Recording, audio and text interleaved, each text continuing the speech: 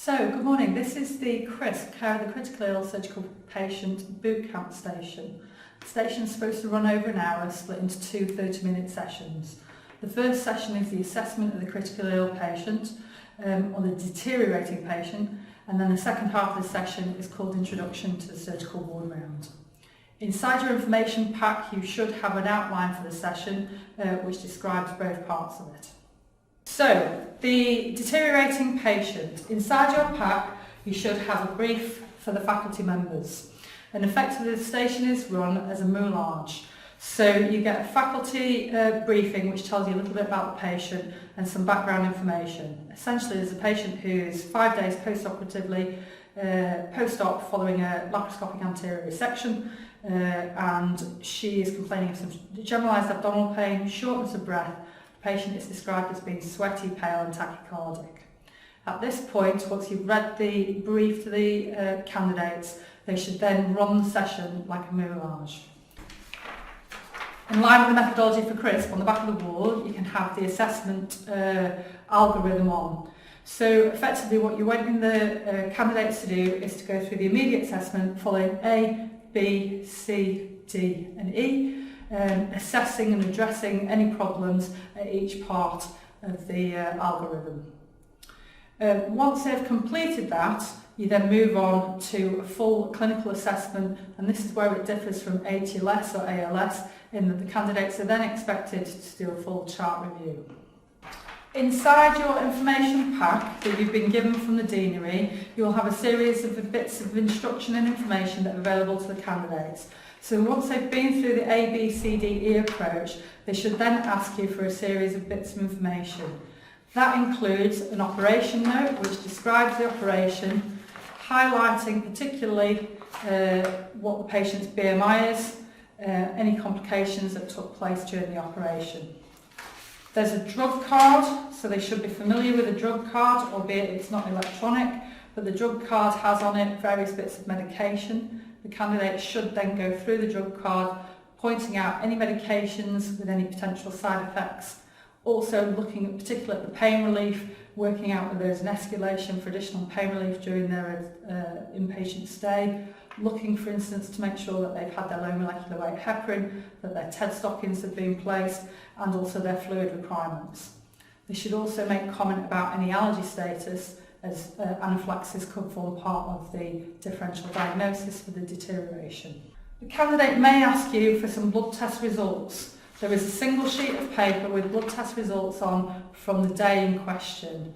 They can go through that, but actually what you're wanting them to try and acknowledge is that the blood tests are actually more meaningful if produced as a trend.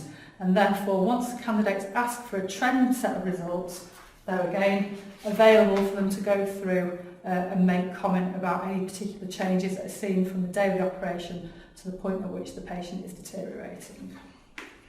Additional information available is a plain chest x-ray.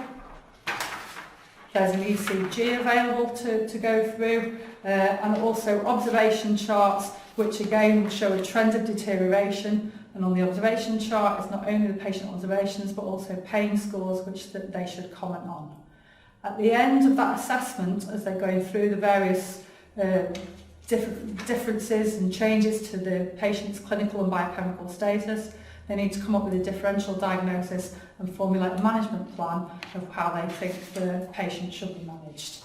And that, if you have time, not often is the case, should be written down as a structured approach as you would see it in patient clinical notes. And that should conclude part one of the critical ill surgical patient station.